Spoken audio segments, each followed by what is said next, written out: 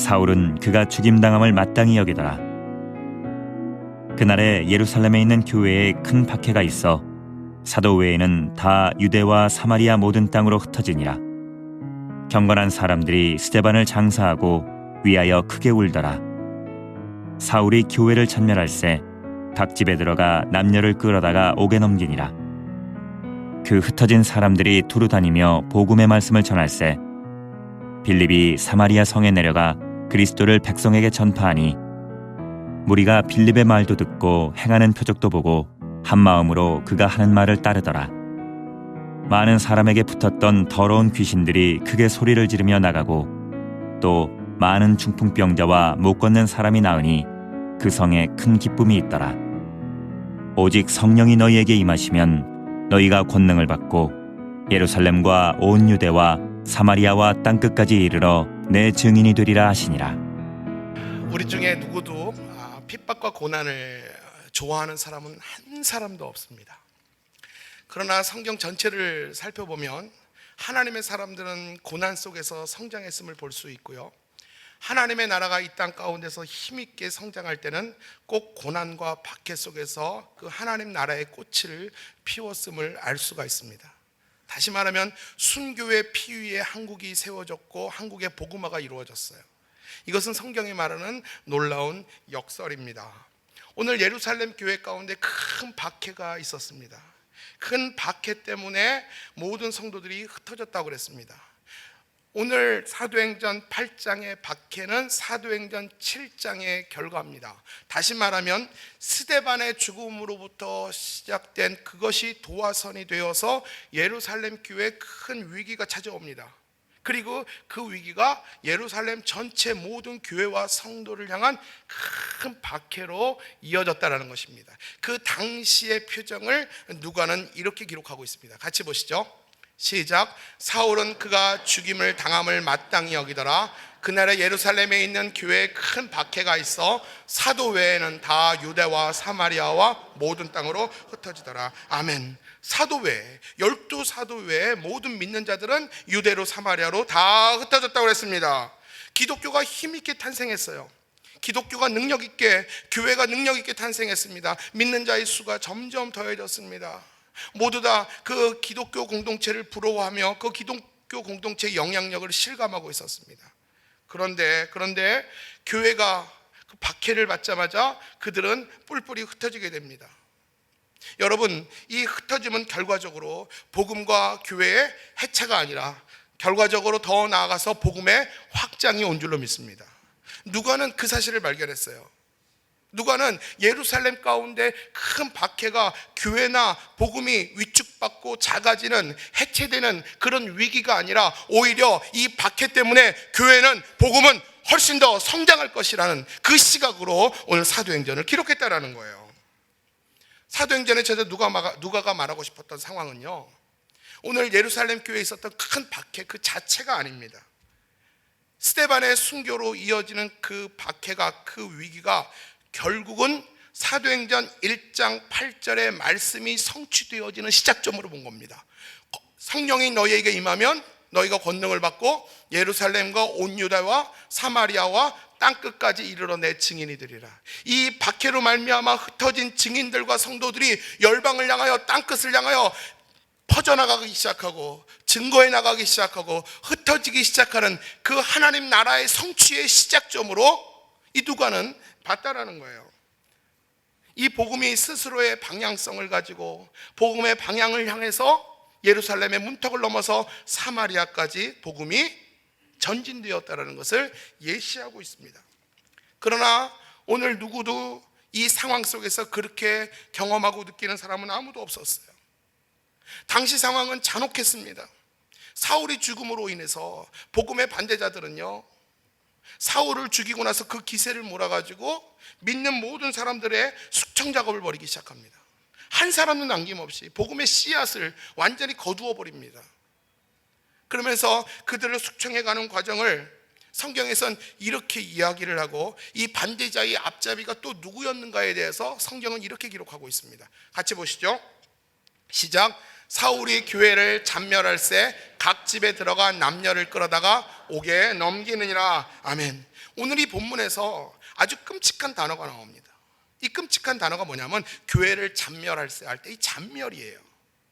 사울이 앞잡이가 되어서 교회를 잔멸합니다. 핍박합니다. 큰 박해를 합니다. 근데 거기서 그 박해의 정도가 어느 정도인가, 교회를 잔멸했다고 그랬습니다. 이 잔멸이라는 단어는요, 히브리어적 원어 의미로 맹수들이 이 사냥감을 물어뜯어 죽이는 행위가 잔멸이에요. 그만큼 그 당시 이 복음의 박해자들은요, 믿는 자들을 향해서 그렇게 거침없이 잔인하게 물어뜯는 죽이는 것처럼 그렇게 복음을 박해하고 교회를 핍박했다라는 것입니다.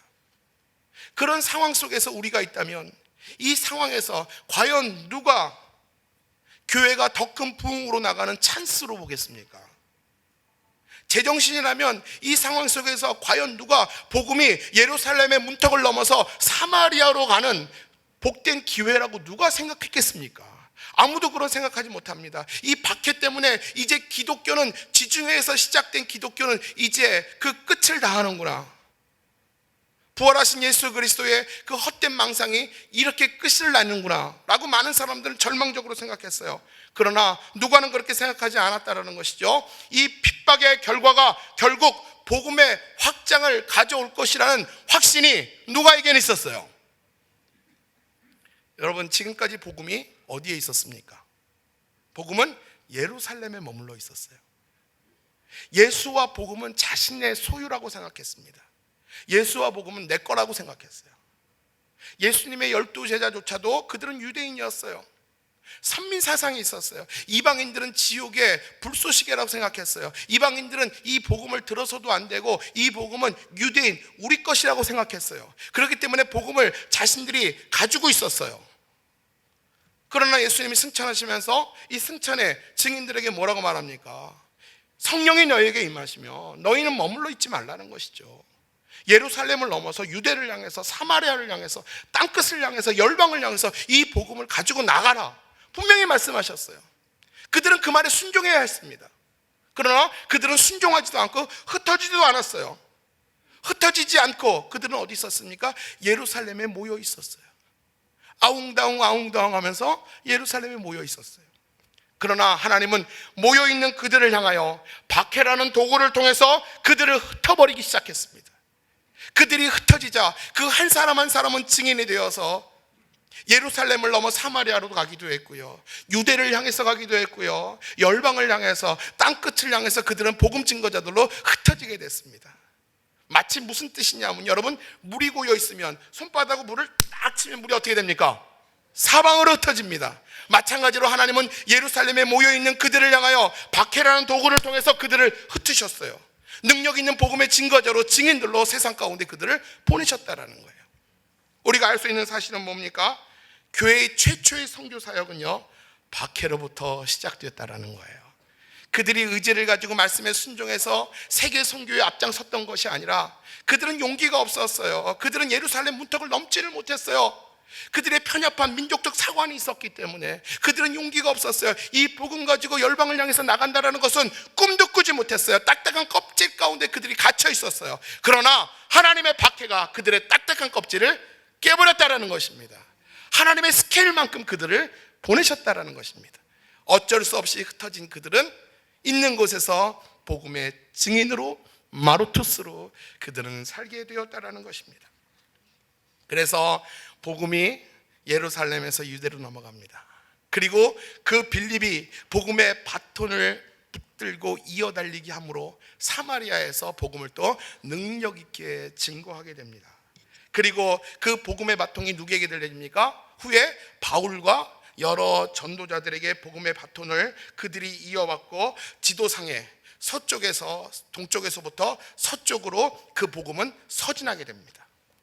이 복음이 서진하면서 로마와 유럽이 기독교를 공인하게 되고 기독교 공인국가가 됩니다. 이런 복음의 서진이 16세기까지 쭉 쉬지 않고 복음의 방향성을 타면서 그 복음이 전진하고 있었습니다. 그러다가 그 복음이 서진하다가 북미 대륙을 향해서 복음이 전파되고 또 아시아를 향해서 복음이 찾아오게 됩니다. 그리고 조선 말기에 그 복음의 바통이 결국은 우리 나라 이민족 가운데 오게 됩니다. 여러분, 1세기 가운데 시작됐던 지중해 작은 곳에서 시작됐던 예수라는 복음과 이 교회의 능력이 16세기 동안 힘차게 복음은 서진했습니다. 복음의 방향성을 따라 쉬지 않고 계속해서 서진하고 전진하다가 어느 순간에 교회와 복음이 위기를 만나게 됩니다. 진짜 위기예요. 16세기에 이르러. 그 위기가 어떤 위기인지 아세요? 교회가 직접적으로 박해받고 핍박받는 것이 아닙니다. 그 교회의 위기는 뭐냐면요, 성도들에게 찾아옵니다.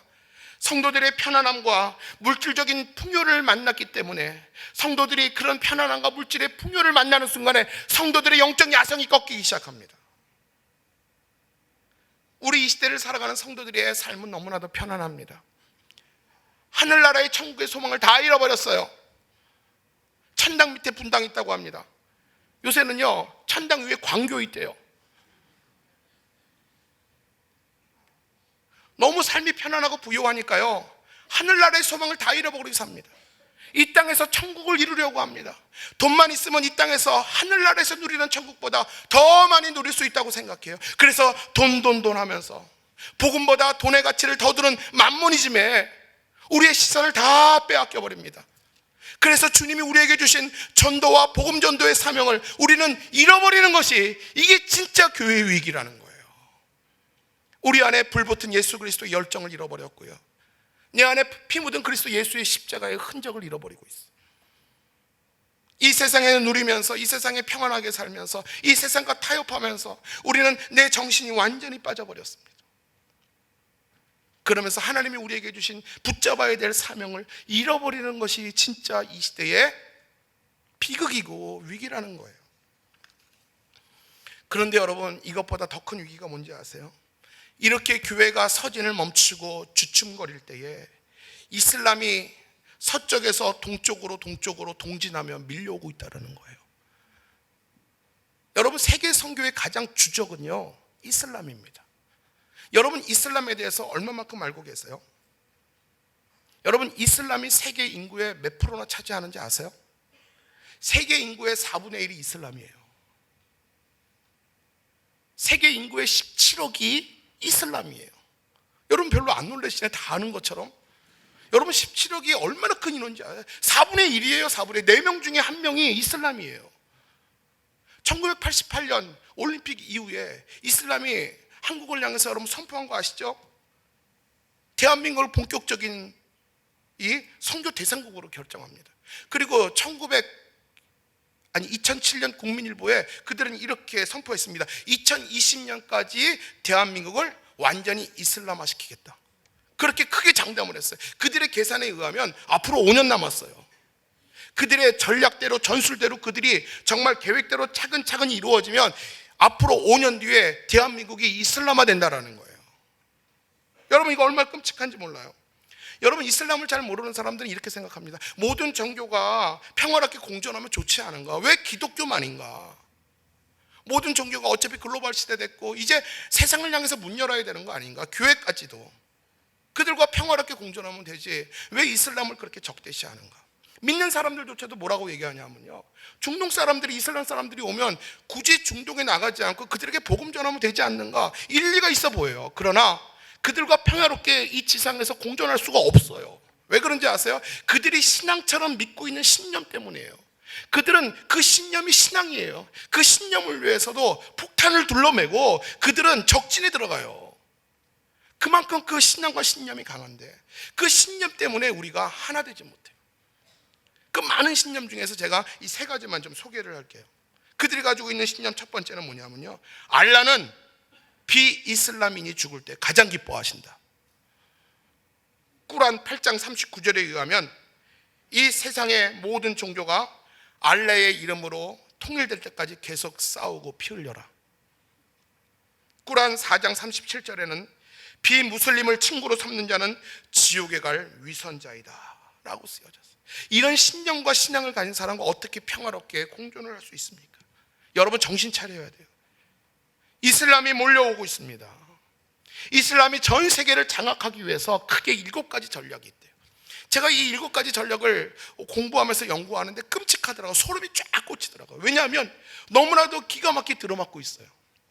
제가 7가지 전략 중에서 2가지 전략을 좀 소개하겠습니다. 이 2가지 전략 중에서 첫 번째 전략은 뭐냐면 아주 오래전부터 전통적인 그들의 전략이고 가장 잘 통하는 전략이고, 2번째 전략을 소개할 텐데 그거는 요즘에 핫 이슈가 되고 한국이 거기에 지금 반응하고 있습니다. 이 2가지 전략만 대표적으로 소개하겠습니다. 이슬람이 한국 포교를 위한 첫 번째 전략은 뭐냐면 한국 여성과 결혼하여 출산하라는 것입니다. 여러분, 우리는 비웃습니다. 그들이 언제 와서 언제 결혼해서 그들이 언제 자라서 영향력을 끼칠 것인가, 느려 보입니다. 그러나 여러분, 사실 유럽에서 가장 확실하게 성공적으로 자리 잡은 것이 이 첫 번째 전략이에요. 오랜 시간을 두고 그들은 유럽을 먹기 시작합니다. 여러분, 314년 밀라노 칙령 이후에 유럽 교회는 다 기독교 공립국가가 됐어요. 그러나 이슬람은 동진하면서 차근차근 유럽 교회를 먹기 시작했어요. 유럽의 많은 교회가 지금도 한 달에 100개씩 모슬림 사원이 된대요. 교회는 대형화되면서 성장이 멈추면서 박물관이 되고, 목사들이 이슬람 사원에 들어가서 절하고 제사를 지내는 일이 비일비재하다라는 것입니다. 무슨 일까지 있냐면요, 유럽 교회가 곧 이슬람 국가로 공인할 날이 곧 오게 될 것이다 라고 예상하는 사람이 있어요. 저는 기도하면서 이렇게 생각해요. 하나님, 내가 죽기 전에, 내가 살아있는 동안에 그런 일 없게 해주세요. 기독교 국기를 빼고요, 이슬람 국기를 꽂는 날이 곧 온다라는 거예요. 여러분, 끔찍해요. 여러분, 한국을 향한 이슬람의 포교 전략 중에서 그들이 가지고 있는 캐치프레이드가 한국 여성을 임신시켜라예요. 여러분, 요새 신문지상에서 이 문제 때문에 결혼 피해 사례가 많습니다. 그들은 중동에서 넘어와 가지고요, 가정이 있음에도 불구하고 총각 행세하면서 그들은 결혼해요. 그들의 율법에는요, 일부 다처가 허용됩니다. 그렇기 때문에 얼마든지 결혼하고 이 자녀를 출산합니다. 낙태를 또 금해요. 여러분, 생각해 보세요. 일부 다처에다가 낙태 금한다. 얼마나 많은 거예요. 얼마나 많은. 결국 뭐예요? 씨를 뿌리는 거예요. 지금도 일본이 독도는 우리 땅 하지만, 지금은 아니지만 20년 뒤에 30년 뒤에 정말 자기 땅 될 수 있을 것 같아요. 이게 문제예요. 지금은 씨를 뿌려요. 언젠간 자라겠죠. 이것이 한국을 먹기 위한 이슬람의 첫 번째 전략이에요. 2번째 전략이 뭔지 아세요?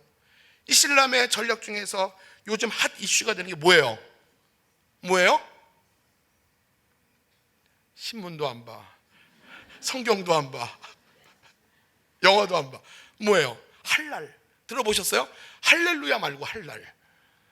여러분, 할랄 식품이라고 들어보신 줄로 알아요.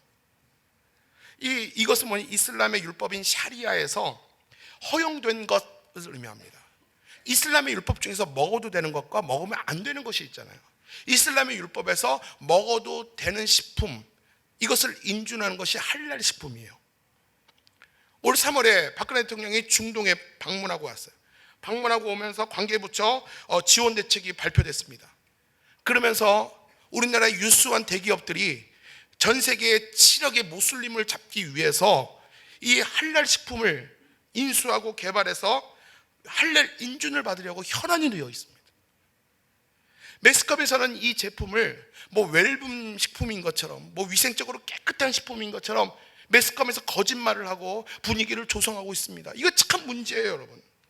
이것을 상업적인 측면으로만 접근하면 안 돼요. 여러분, 할랄 식품만 넘어오는 게 아니라 그 안에 그들의 스피릿과 신앙이 넘어와요.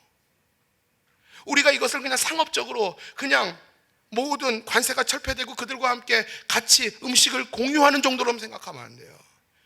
그 물건에 묻어오는 그들의 정신과 신앙과 철학과 이 신념이 묻어오면서 나중에는 정말 심각한 부작용이 초래될 수 있다는 거예요.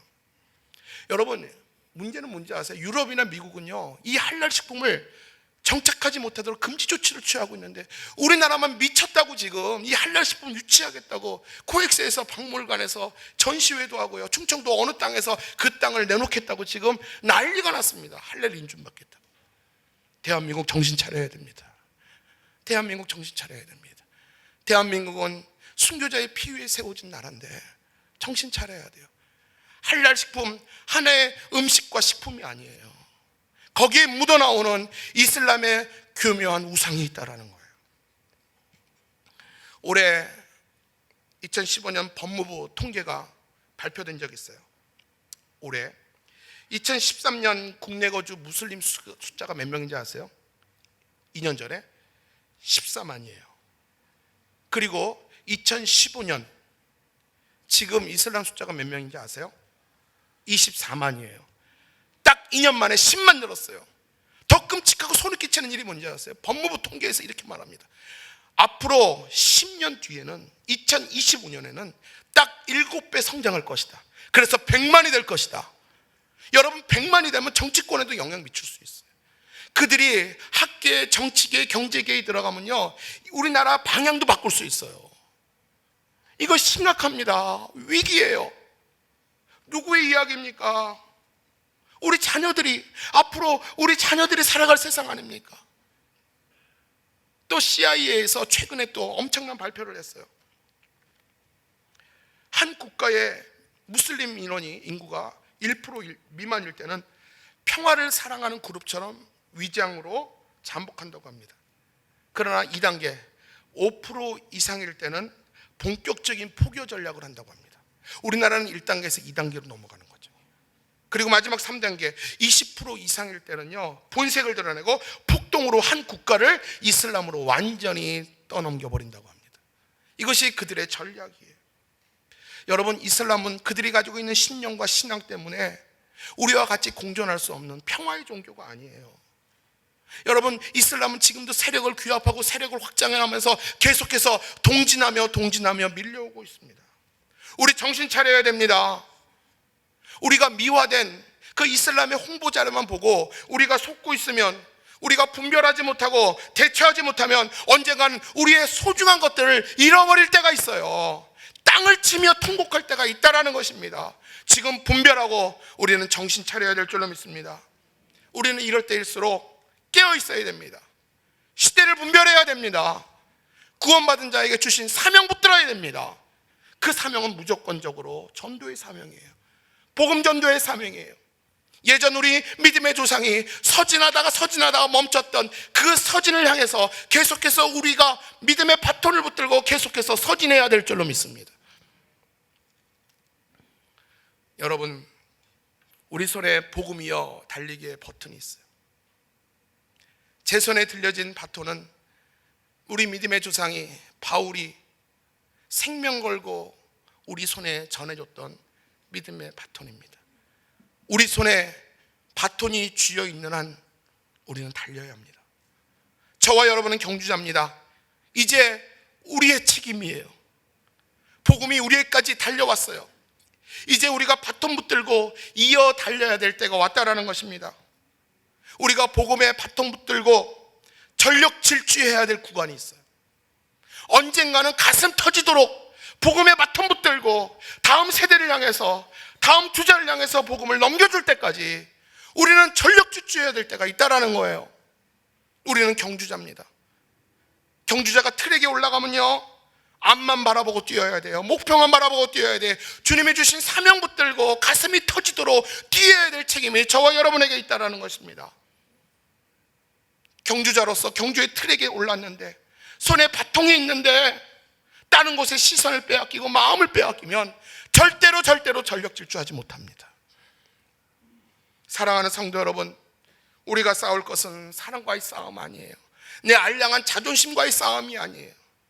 누가 나를 알아주지 않았다고, 누가 나를 무시했다고 그것 때문에 꽁해서 삐지고 속상할 때가 아니라는 거예요.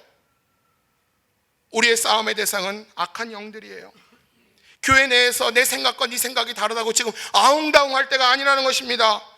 우리가 오늘 당한 경주에서 패배하면 우리 다음 세대는, 우리 자녀 세대는 아주 암울한 세대 속에서, 어두운 세대 속에서 믿음을 잃어버리면서 살 수 있어요.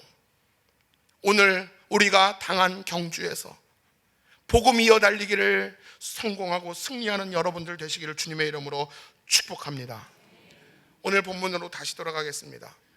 본격적이고 조직적인 박해를 받은 교회는요, 흩어져서 복음을 전하기 시작했어요. 그 좋은 첫 번째 사례가 누구였습니까? 우리 5절입니다.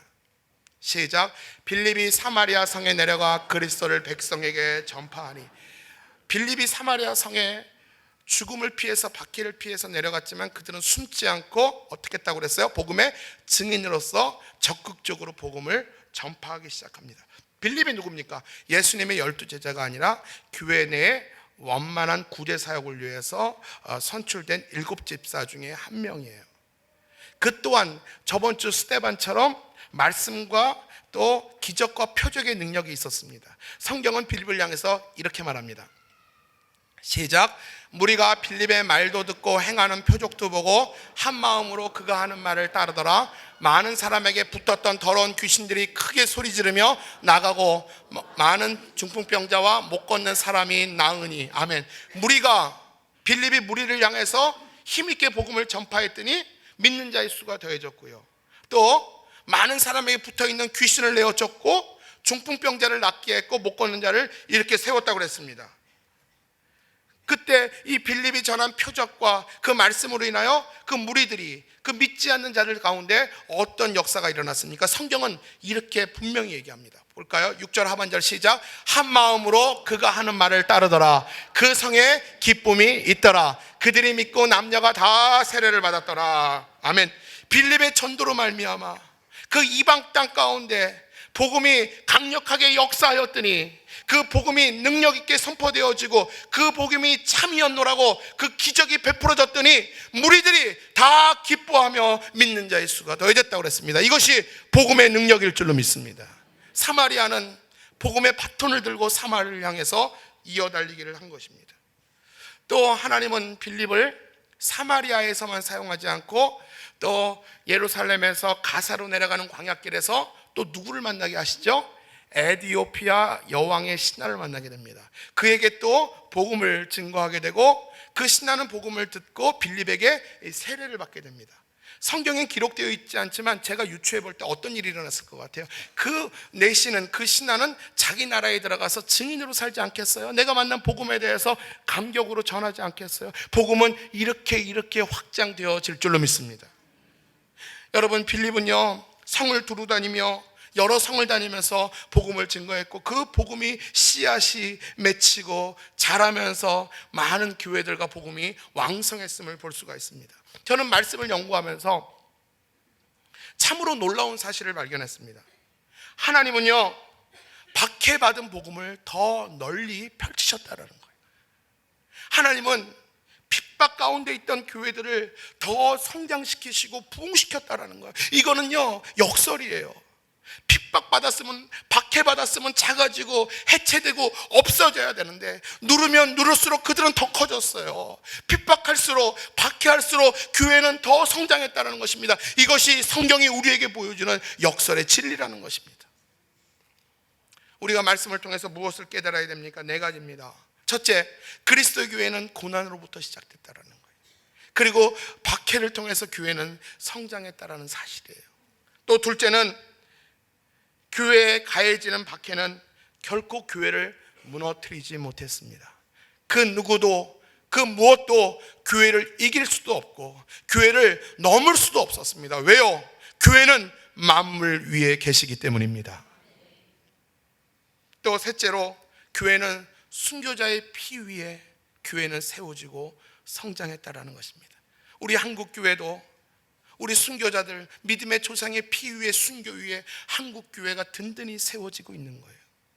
한국 교회 하나님 나라의 성장은 이렇듯 박해와 고난을 통해서 그 자리가 견고해지며 세워지는 것이 하나님의 나라일 줄로 믿습니다. 마지막 넷째로요, 하나님은 어떠한 어려운 여건 속에서라도 전도하기를, 복음 전파하기를 그치지 않는다면 하나님은 빌립처럼 그 입에 복음의 권세도 주시고 그 복음의 권세가 사실이라고 드러나는 것처럼 또 표적도 기적도 허락하실 줄로 믿습니다. 말씀을 정리하겠습니다. 오늘 말씀을 통해서 우리가 잊지 말아야 될 사실은 하나예요. 교회는 어떤 상황 속에서라도 전도하기를 멈춰서는 안 된다는 것입니다. 내 손에 바톤이 들려있는 한 나는 경주자입니다. 내가 경주의 트랙에 올라섰다면 나는 무조건 전력 질주해야 됩니다. 이 바톤이 다음 사람에게 넘어갈 때까지 우리는 가슴이 터지도록 앞만 향해 달려야 될 책임이 저와 여러분에게 있다라는 것입니다. 여러분, 제가 얼마 전에 새가족 통계를 봤어요. 우리 교회가 이천에 어떤 교회보다 등록 숫자가 많은 편이에요. 제가 깜짝 놀랐어요. 우리 교회 새가족 정착하는 분들 중에서 전도에서 오는 사람보다 스스로 오는 사람들이 90%예요. 내가 놀랐어요. 내가 가슴이 너무 아팠어요. 목회자로서. 물론 교회가 좋은 소문 나서 인터넷 보고 이 교회 저 교회 다니다가 우리 교회가 제일 좋아서 출석하는 그분들 고맙죠. 근데 왜 마음이 아픈가요? 우리 교회 1000여 명이 넘는 성도들 모든 사람 손에 복음의 바톤이 들려 있는데 전력 질주하고 있지 않다라는 거예요. 왜 멈춰 있습니까? 무엇에 마음을 빼앗기고 있습니까? 하나님이 우리에게 주신 사명이 있잖아요. 전도의 사명. 우리가 왜 전도해야 돼요? 우리 교회에 몸을 불리기 위해서 전도해야 됩니까? 아니에요. 하나님이 주신 사명이에요. 하나님이 내게 주신 하나님의 소원이에요. 지상 최대의 명령이에요. 내 남은 예생 예수와 복음을 위해서 사는 것이 가장 가치 있는 삶이기 때문에 주님은 우리에게 바톤을 들려주고 전도를 위해서 살라고 하셨는데, 내가 그 교회 통계를 보면서 너무 마음 아팠어요. 여러분, 복음이 부끄러워요? 우리 교회가 부끄러워요? 무엇을 전해야 될지 모르겠습니까? 여러분 혼자 구원받으면 돼요? 우리 가정만 구원받으면 됩니까? 그런 이기적이고 못된 그리스도인 되지 맙시다. 복음을 나눠야 됩니다. 흩어져서 그 복음의 증인으로 살아야 된다는 거예요. 우리 손에 복음이 버튼이 있어요. 전도해야 됩니다. 더딜지라도 내가 원하는 때에 내 당대에 그 열매가 이루어지지 않을지라도 계속해서 쉼없이 복음 이어달리기를 할 때에 우리가 전한 복음 때문에 언젠가는 무성한 영혼의 열매가 이루어질 줄로 믿습니다. 누군가가 하나님 나라에 갈 때 네가 어떻게 예수를 믿게 됐느냐 라고 물어볼 때, 주님, 내가 몇십 년 전에 나에게 복음을 전한 그 사람 때문에 그 복음이 내 안에 뿌려져서 이렇게 자라서 예수님을 믿게 됐습니다. 그가 고백한 이름이 내 이름이 되기를 원합니다. 여러분, 한 2분짜리 영상을 잠깐 보면서 말씀을 마감할까 합니다. 영상 같이 보시죠.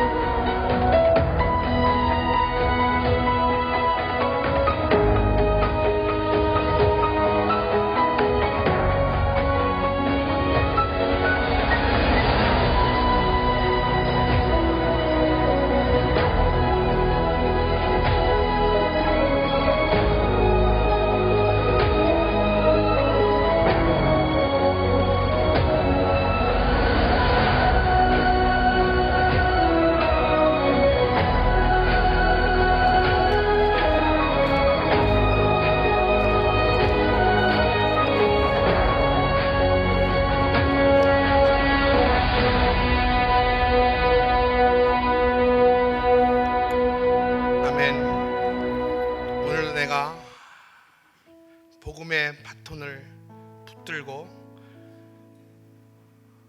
내가 달려야 될 그 경주의 구간에 전력 질주할 때에 하나님께서는 우리에게 큰 은혜 더하시고 복 위에 복을 더하실 줄로 믿습니다.